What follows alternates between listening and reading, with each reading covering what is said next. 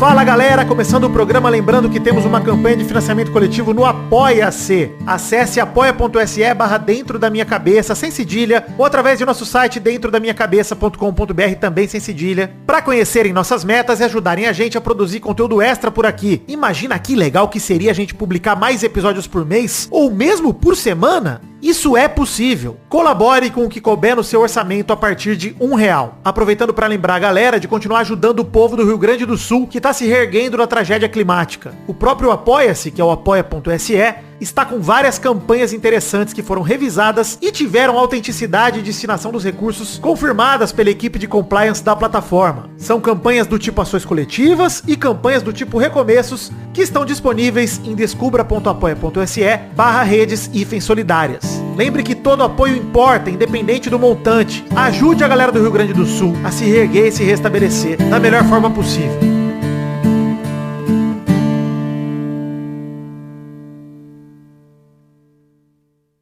Há um tempo, durante a Copa de 22, quando anunciei que comecei a trabalhar com o Jovem Nerd, recebi algumas mensagens me parabenizando, dizendo, por exemplo, "Que show, Vidani, você merece." Na quinta ou sexta mensagem desse tipo que eu respondi, eu percebi que eu tava respondendo sempre da mesma forma. Quase como se eu fosse um personagem do Zorra Total e tivesse meu próprio bordão. Obrigado, ninguém merece nada nessa vida, mas eu chego muito perto. Era só uma piadinha, né? Uma jocosidade, um pequeno humor. Era só isso.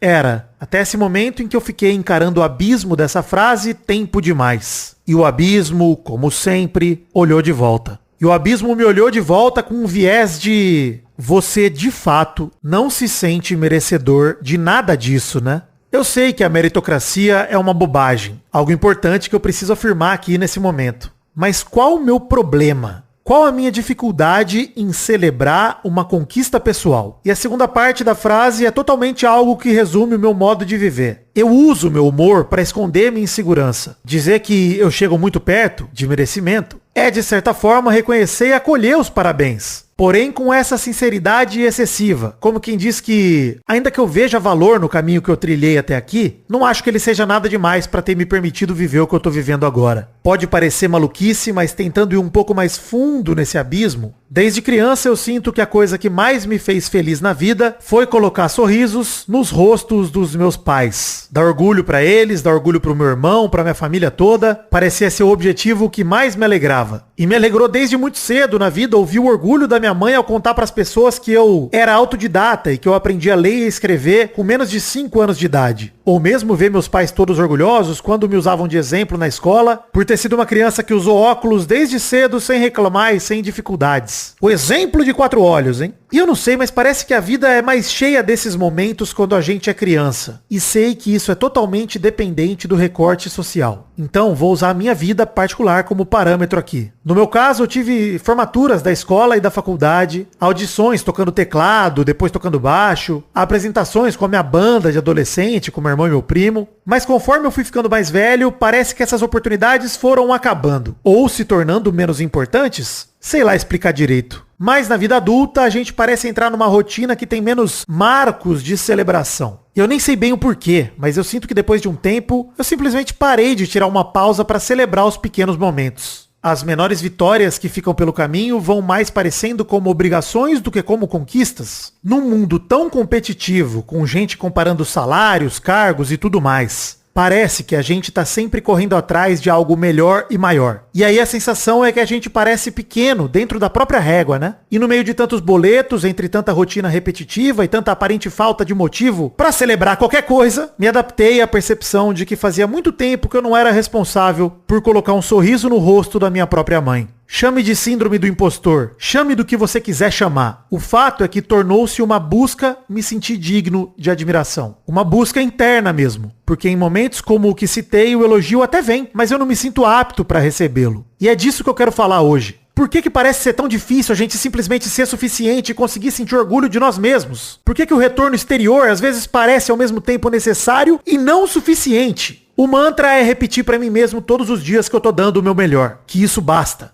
Ou deveria bastar, eu acho. A vida é difícil demais sem a gente se permitir pedir uma pizza pra comemorar um dia bom. Ou mesmo pra aliviar a noite de um dia mais difícil. Será que a gente consegue encontrar uma forma de pegar mais leve com a gente mesmo? Afinal de contas, qual que a gente quer que seja o nosso legado? Eu particularmente sinto que o meu interior se alimenta dos sorrisos que eu coloco naqueles que eu amo e admiro. Mas fazer os outros felizes e orgulhá-los é uma responsabilidade que de fato eu quero pra mim? Será que esse fardo não é pesado demais?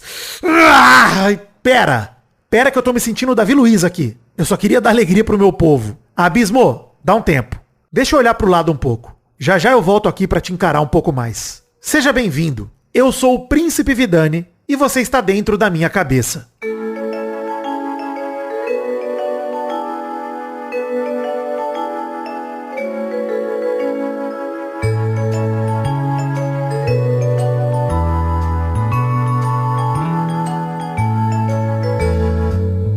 Toda segunda-feira eu pretendo pegar na sua mão pra mostrar um pouquinho de como é viver aqui dentro. E hoje dentro da minha cabeça recebo Thiago Queiroz, o paizinho vírgula. Olha aí, que alegria. Muito bom estar aqui dentro da sua cabeça. Você literalmente frequenta a minha cabeça, porque eu sou um ouvinte assíduo do Pausa Pra Sentir. Então é um ambiente que você talvez não saiba, mas você já tá frequentando há algum tempo. Pô, primeiramente, cara, é uma alegria te receber por aqui, de verdade. Você é um cara que eu acompanho o trabalho há algum tempo, não só de Pausa Pra Sentir, mas tô no Radiofobia há muitos anos, então já de ter ouvido o programa com você por lá, saber todo o trabalho que você faz em relação à paternidade, né, cara? Construir texto com isso já faz tempo que você trabalha com isso já, né, cara? Mais de 10 anos, fácil. Pô, sim, fazem 11 anos. É a idade do meu filho mais velho, cara. Aí, ó, é que você é pai profissional, né, inclusive. Eu acho muito louco, cara, que você se descreve como pai, psicanalista, escritor, palestrante. Eu acho muito simbólico o pai vir primeiro, né, antes de tudo o resto. Como alguém que não tem filho, mas que sonha em ter ainda, enfim, acho que é até uma questão que resvala no tema de hoje. Eu acho maneiro quem assume a paternidade, ainda mais num país como o nosso, né? De tanta dificuldade de assumir paternidade e assumir publicamente essa missão de discutir a paternidade, principalmente. Pô, um trabalho muito ingrato muitas vezes, né? Pô, você nem me fala, meu. Isso daí pra mim é complicado demais, porque tem muita gente, assim, se fosse depender da galera que bota pra baixo, eu tinha parado no primeiro ano, né?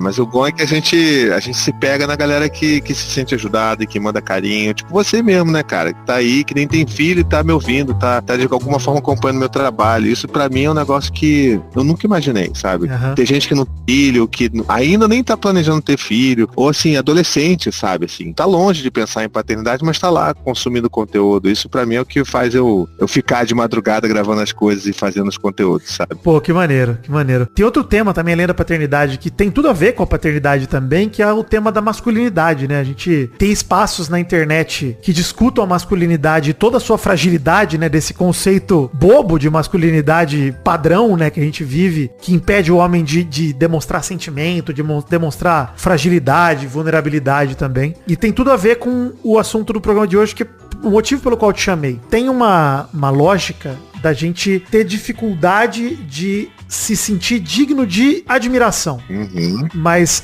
eu acho que a gente, enquanto é muito criado em cima desse honrar pai e mãe, né? A gente, quando criança, olha pro pai e pra mãe e fala, pô, acho que a nossa missão como criança é orgulhar o pai e a mãe. Sim. Tudo que eu puder fazer pra tirar um sorriso do meu pai, pra deixar ele feliz, essa é a missão da criança, sei lá, é aí que ela encontra recompensa, né? Na maior parte das vezes. Quando a gente vai crescendo, isso fica difícil, né, cara? A gente enxergar o nosso próprio valor através desse... Parece que esses sorrisos que a gente tira dos nossos pais vão ficando cada vez mais raros. O que a gente faz vai ficando cada vez mais difícil de impressionar nesse sentido. Em algum momento, a sensação que me dá é que a gente perde um pouco dessa simplicidade em se dar valor, né? Em se dar esse valor, sei lá, respeito de alguma forma. Pô, cara, você puxou um fio maravilhoso, assim. Tem a ver com masculinidade, mas tem a ver muito com a forma como tradicionalmente nós entendemos por criar crianças, né? Criar os nossos filhos. É claro que, assim, se você parar pra pensar, a criança, ela olha pros pais e vê aquela figura quase mitológica, né? Aquelas pessoas incríveis, perfeitas e, meu Deus, eu amo tanto eles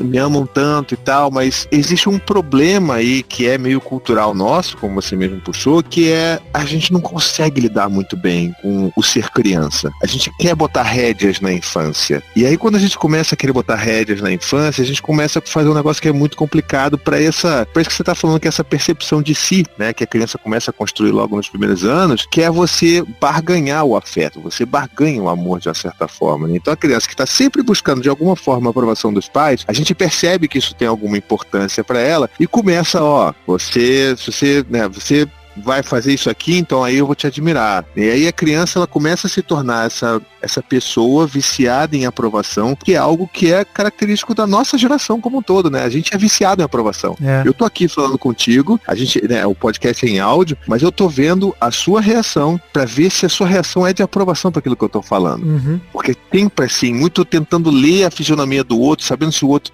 se esse sorriso que em última instância a gente deseja e projeta dos nossos pais, a gente vai também esperar isso dos outros. E isso que é uma parada que me liga assim, um negócio que aconteceu muito recentemente com o meu filho, e eu percebo que dá pra gente fazer diferente, né? Porque assim, o Gael, que é o meu segundo filho mais velho, ele tem 9 anos. E muito recentemente veio um pessoal aqui fazer uma... estamos chegando em agosto. Quando chega em agosto, as pessoas lembram que eu existo.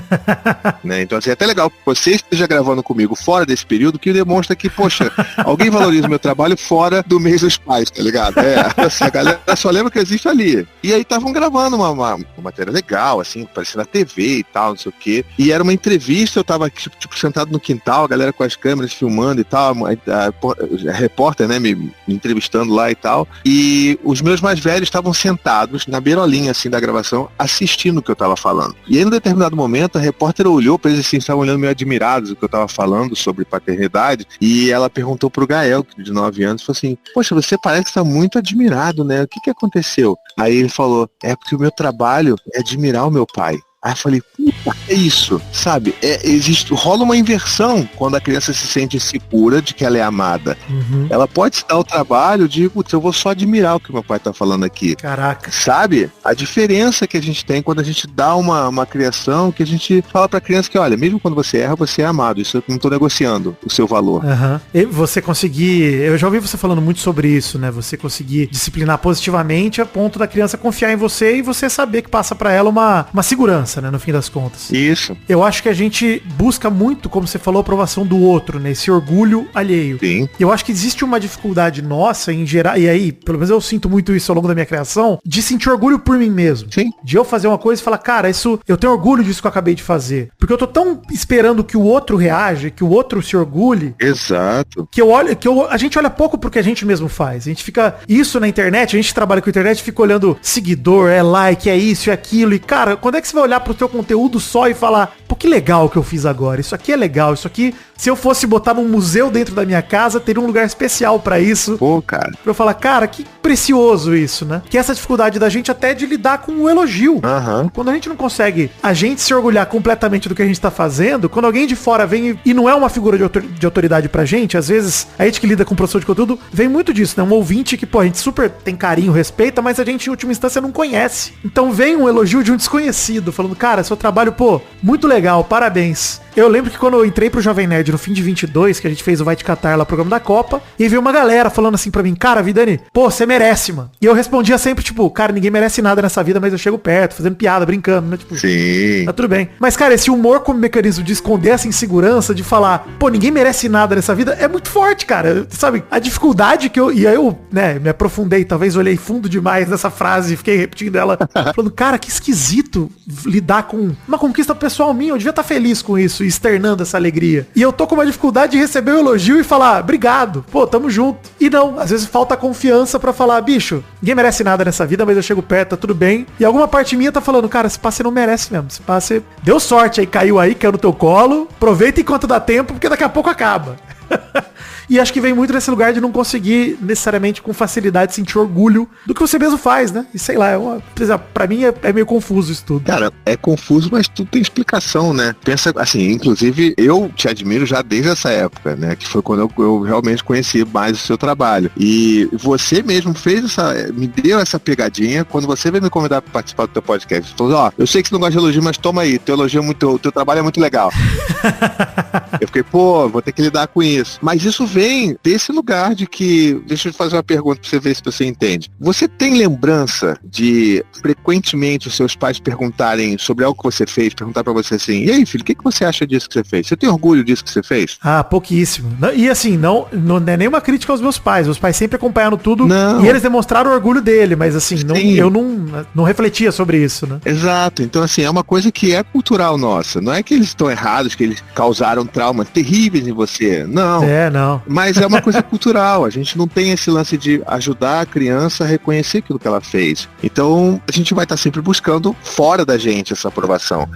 Construir esse senso, né? Porque as pessoas ficam falando de autoestima elevada e baixa. Eu acho que a autoestima, ela é ou sólida, né? Ou, assim, resistente, ou mais frágil, mais volátil. Então, se a gente tivesse uma noção melhor do nosso valor próprio, por conta dessas coisas todas, a gente conseguiria, sim, poder usufruir desse elogio e falar, pô, valeu. E as pessoas confundem muito isso com ser marrento, né? Com ser prepotente. Assim, ninguém tá esperando que você vai falar assim, é isso aí, pô, eu sou fodão e tal. Não.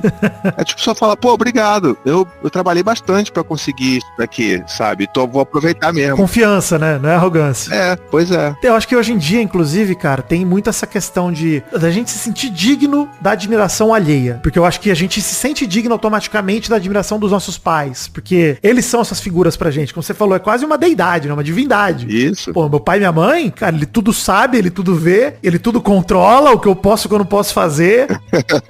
Se eu posso... Então, assim, a hora que a gente olha pra alguém externo, e aí olha... E eu acho que tem muito disso em relacionamento de amizade amoroso, que às vezes a gente pega aquele amigo nosso que é muito próximo e consegue facilmente olhar pro cara e falar, cara, que conquista da hora desse meu amigo. Pô, tô feliz genuinamente pras pessoas. Mas quando é uma pessoa que tá um grau além daquilo, a gente já tem uma dificuldade de se sentir digno da admiração. Sim. Porque a pessoa que já gosta de mim, ela vai gostar de mim. E aí é mais fácil aceitar a admiração. O cara que não me conhece direito, o cara que eu não me sinto tão apegado a ele, aí isso resvala também em, sei lá, em síndrome do impostor, de você ter suas inseguranças. Total. E a gente num mundo tão competitivo, né, que gente compara salário, compara cargo, você abre o Instagram, tem um maluco com 2 Ferrari na garagem com menos de 25 anos, você fala, eu sou um merda. Cara, não importa, a gente tá sempre, parece que correndo atrás do próprio rabo, nada do que a gente fez é bom o suficiente, a gente tem uma pilha de conquistas que isso é uma parada que fica muito na minha cabeça, assim. Até a gente ser adulto, a gente tem vários marcos de conquista muito claros, sei lá. A gente vai se formando na escola, cada formatura é um negócio legal, comemora. Aí o primeiro emprego, sei lá, quem fez faculdade, passou na faculdade, depois se forma na faculdade, pô, show. Tem vários marcos ali que você vai comemorando. A partir do momento que você tá no mercado de trabalho, seu próximo marco é morrer. Brincadeira à parte, assim, seu próximo marco garantido que você vai ter é, cara, você vai morrer. Sei lá, aí você começa a pegar pra vida olhando nesse ponto de vista e falando, vai parecendo que vai ficando as conquistas do dia a dia, que são valiosas, elas passam incólumes, assim, elas passam de repente, passam num ponto cego, você não olha pra elas e aí você não celebra, você não aproveita pra pegar um dia legal no seu trabalho e falar, pô, hoje eu mereço, vou pedir uma pizza aqui em casa, vou celebrar. Tipo, nominalmente celebrar, a gente não celebra. Pois é. A gente fica se sentindo pequeno dentro da própria régua, né? Você olha e fala, pô, minha vida é isso aqui? É desse tamanho? Parece pequeno, parece pouco, né? Parece pouco, porque a gente não olha bem pra isso, né? É o que você falou, tipo, ok, a gente cria essa concepção de que o próximo marco é a morte. Mas existem vários pequenos marcos ao longo do caminho. Sim. Que a gente não aproveita, porque a gente não tá nem aí pra isso, né, cara? É o que você falou, é o e-mail de um desconhecido completo que fala assim, pô, cara, você, tipo, quer ver, um cara que eu tava no Diversão Offline, que é um evento de jogos de tabuleiro. Fui com os meus mais velhos lá. E aí teve um cara que me parou, se fosse, cara, você tem 30 segundos pra ouvir minha história. Eu falei, puta, esse cara vai querer me vender alguma coisa.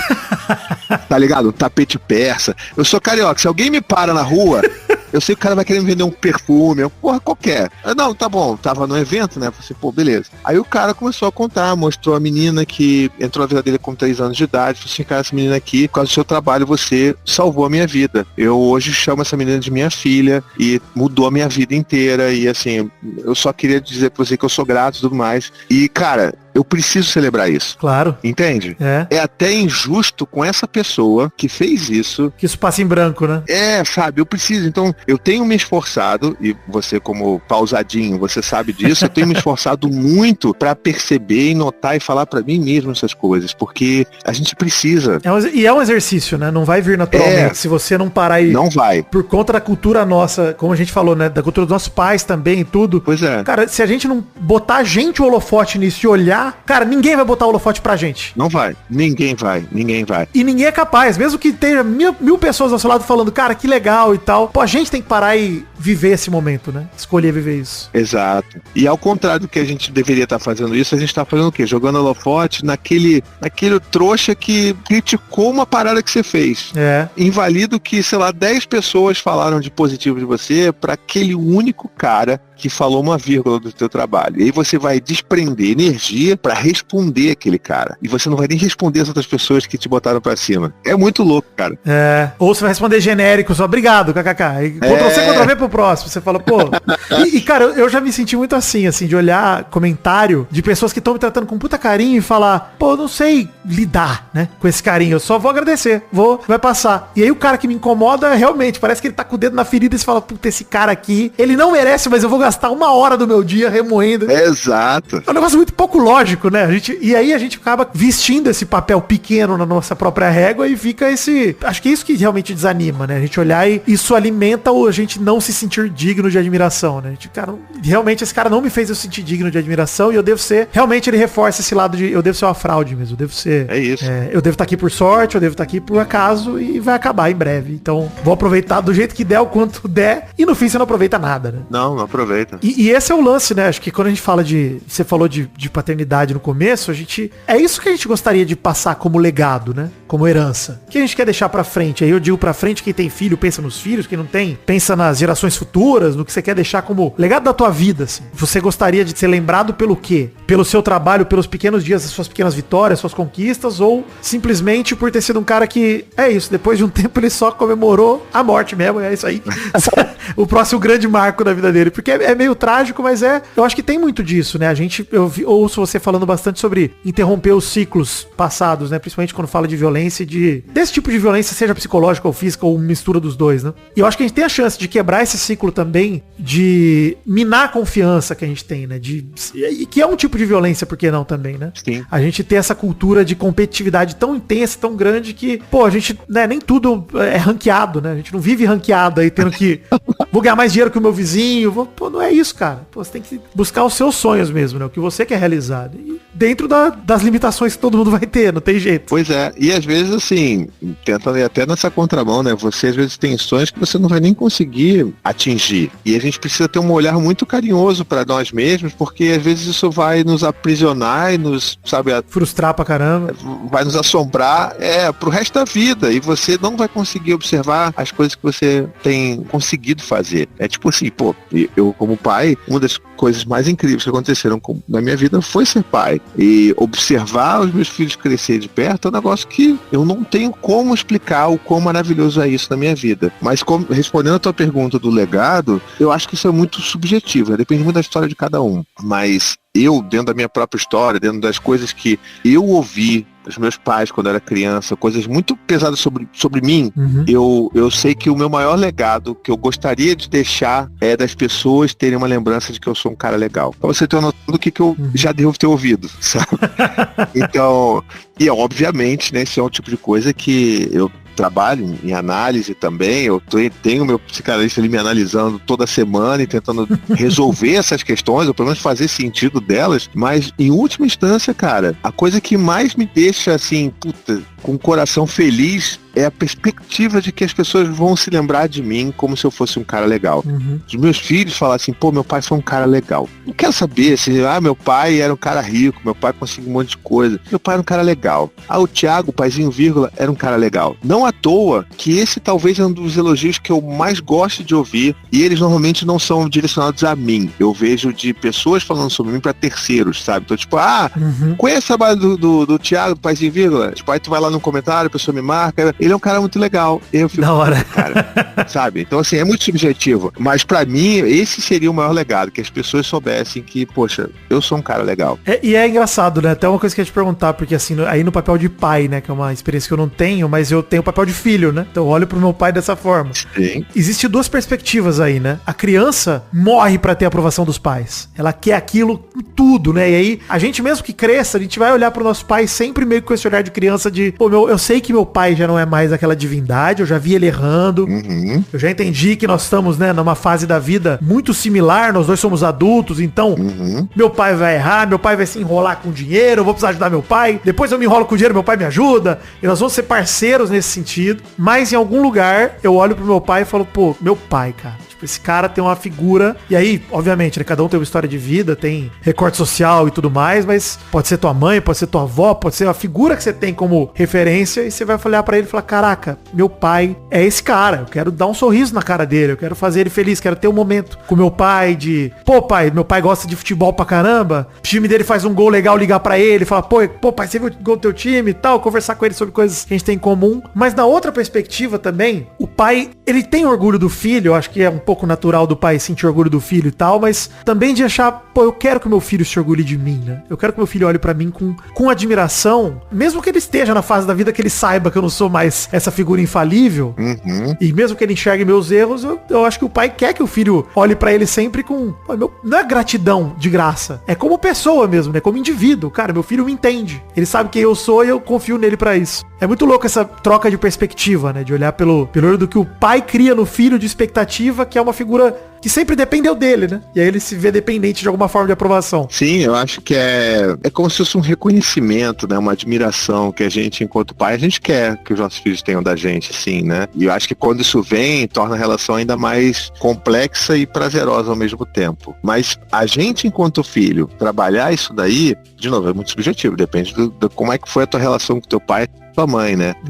Às vezes nem dá pra você fazer isso, às vezes você só meio que entende o que aconteceu, tenta não culpar, não julgar, mas assim, essa admiração às vezes não vai ver, dependendo, às vezes, pô, tem um pai que foi violento contigo, então assim... a relação talvez não permitiu que essa admiração existisse mesmo, né? Pois é, eu sempre gosto de pontuar isso, porque senão as pessoas tendem a se sentir culpadas achando que tem que admirar não importa o que, sabe? E não é assim também. Mas eu acho que uma coisa que ajuda muito nessa sua caminhada, né, da gente enquanto filho, na verdade, é entender que os nossos pais têm nomes. Meu pai tem um nome, seu pai tem um nome. Por exemplo, qual é o nome do seu pai? Nivaldo. Nivaldo, que não é o seu pai, é o Nivaldo. Conhecer quem é Nivaldo, o que ele fez, o que ele precisou fazer para poder criar você, ajuda muito nesse espaço de você construir essa noção de quem ele é, para além da paternidade, para você então admirar o homem que ele é. É a mesma coisa com a sua mãe. Admirar o homem e não a figura, né? A mesma coisa com a mãe e tudo. Exato. Pô, faz todo sentido isso. E isso pra mim é uma parada que, ao mesmo tempo que é um peso, alivia, né? Total. Pô, é um peso você ter que olhar pro seu pai além da figura do pai. Ao mesmo tempo, enxergá-lo como humano, você vai enxergar ele por completo. Né? Você não vai enxergar só aquela faceta dele que é no fim acaba sendo uma função dele, né? Que ele quer. E é tanto função que tem pai que não quer exercer, abandona. E a gente tem inúmeros exemplos ruins e negativos. E justamente porque o humano, como um todo, carrega uma faceta tenebrosa nesse sentido, de abandono e tudo mais. Ao mesmo tempo, cara, eu acho que é um exercício, como você falou também, tentar pegar mais leve com a gente mesmo, em relação a essa admiração e essa expectativa de admiração. Eu, particularmente, cara, sinto que, sei lá, algo dentro de mim se alimenta de sorriso. Eu acho que não é só eu. Sorriso que a gente coloca nos outros, né? É o que você falou, de ser lembrado como um cara legal, de as pessoas olharem pra você e, pô, que legal que você conseguiu deixar... Eu falo sorriso e não riso, porque eu não quero fazer as pessoas rirem só. Eu quero que a pessoa convive comigo e fala, pô, que legal que foi, que leve que foi, que da hora, quero fazer de novo, quero ver esse cara de novo, Eu acho que isso que é a admiração real, né? Exatamente. É a pessoa falar, cara, como me fez bem estar com aquela pessoa ali. Ao mesmo tempo, fazer os outros felizes é uma responsabilidade que talvez eu não queira pra mim o tempo todo. Talvez seja um fardo muito grande, né? Talvez esse fardo seja pesado demais, ficar sempre buscando orgulhar pai, irmão, namorado, esposa, o que seja, e falar, pô, peraí, pega leve com você mesmo. Tem dia que você só vai querer descansar e ficar tranquilo. Não precisa, né, toda hora correr atrás de um motivo novo pra botar o sorriso na boca de alguém. Pois é. Eu acho que a gente tem que pegar um pouco mais leve mesmo. Acho que senão vira essa hipervigilância daquilo que a gente tá tá fazendo e, de novo, a gente não vai aproveitar o processo também, né? É aquela coisa do... Sabe, as pessoas que dizem, por exemplo, que, nossa, eu consigo ler muito bem as pessoas, né? E contam isso como se fosse um superpoder até quase, né? Ah, não, eu consigo ler muito bem se a pessoa gostou de alguma coisa ou não. As microexpressões, se a pessoa consegue meter o metaforando, né? Não sei o quê, microexpressão de decepção.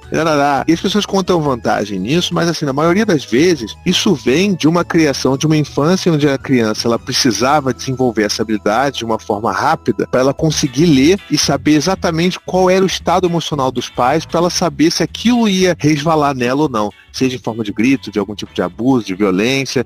Então, pessoas que são assim, normalmente têm uma infância em que elas precisavam, tipo assim, tem casos de pacientes meus que falam assim, que assim, eu conseguia saber qual que era o humor do meu pai pelo barulho da chave entrando na porta de casa. Caraca. Você entende? E aí, assim, você entender que isso daí, na verdade, tem um custo muito alto, que é o custo do seu alto valor, das coisas que você teve que passar para você desenvolver isso, para você hoje achar que é uma coisa bacana, mas não, porque essa hipervigilância de como que o outro está reagindo ao que você faz, na verdade, te desgasta, te drena emocionalmente de uma forma absurda, né? Então, assim, a gente precisa liberar um pouco isso, viver também em função de tentar resgatar aquilo que a gente acha que é importante pra gente e fortalecer esse eu, sabe? Porque é isso, esse senso de eu precisa se fortalecer pra gente conseguir viver de uma forma menos, sabe, neurótica, vamos dizer assim. Total, e isso resvala até na nossa relação com, sei lá, com o trabalho, por exemplo, né? Pô, total. Se eu me permito abusos no trabalho, de ouvir xingo, ou mesmo de hora extra, né, cara? Tá sempre buscando, não, peraí, se eu trabalhar um pouco a mais aqui, trabalhar o fim de semana, eu ganho uma grana pra fazer tal. E assim, às vezes você só precisa de, cara, sossega um pouco, tipo, aproveita o teu tempo, é o que a gente falou, em vez de você ficar no escritório até as 8 da noite, pô, sai no horário certo e vai comemorar a promoção que você já tava buscando, que você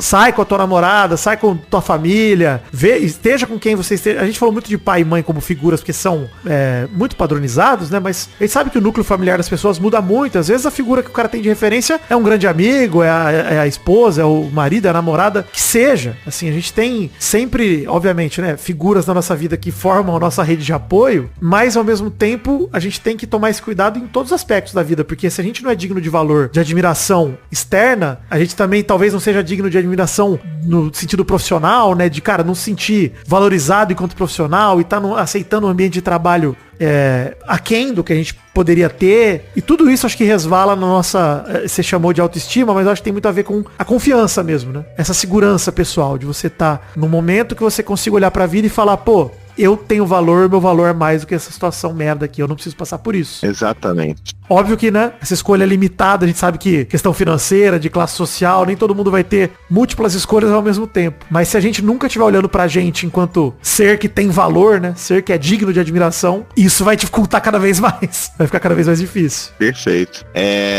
Até pra corroborar o que você tá falando, o Freud tem uma frase que eu amo de paixão, essa frase dele, que ele fala assim: quão forte é a pessoa que é segura de que é amada? E é exatamente isso que você está falando. Pra gente se sentir forte, ao invés do contrário do que as pessoas naturalmente falam, né? Pra você ser forte, você tem que ser durão, você tem que parecer que nada te afeta. Balela. Pra você ser forte, você precisa ter a segurança de que você é amado.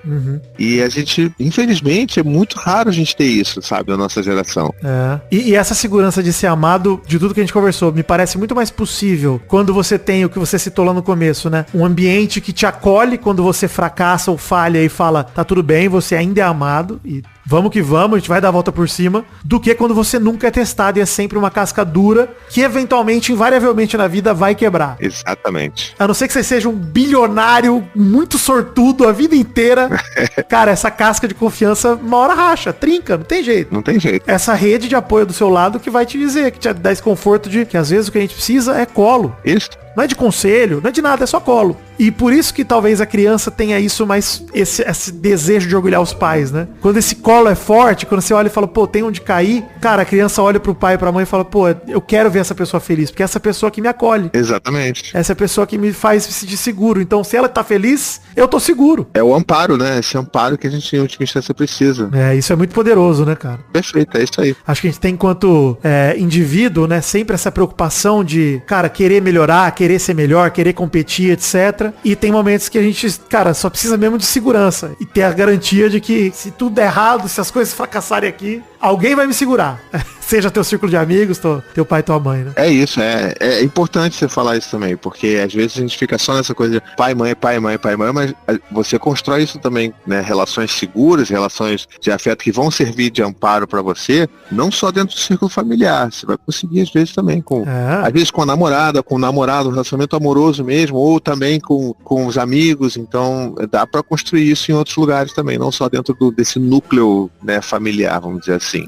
E se permitir ser amado por outros, ajuda a gente a se amar também, né? Se olhar com mais carinho, né? Falar, se aquela pessoa é capaz de me admirar e de me amar, pô, talvez eu consiga também me orgulhar do que eu faço, me amar um pouco mais e aí... Exatamente. Mas sempre tendo em mente isso, né? Acho que é um exercício. Então, assim, vai ter dia que a gente vai sentir um lixo mesmo. E é isso aí. Por isso que é importante construir a rede de apoio do lado, né? Total. O dia que a gente tá fraco, alguém segura as pontas por nós. É isso aí. Mas é bom porque assim, as pessoas acham que nossa, você tem autoestima, então você vai estar sempre sentindo o bam. Não, cara, vai ter dia que você vai estar sentindo mal. Você vai estar meio deprê, meio pra baixo. E tá tudo bem, porque isso faz parte da experiência humana, né? E é isso, né? Se você se sentir digno de verdade de admiração, você vai aceitar esses momentos um pouco mais fácil, né? Não vai ser mole, mas vai ajudar. Exatamente.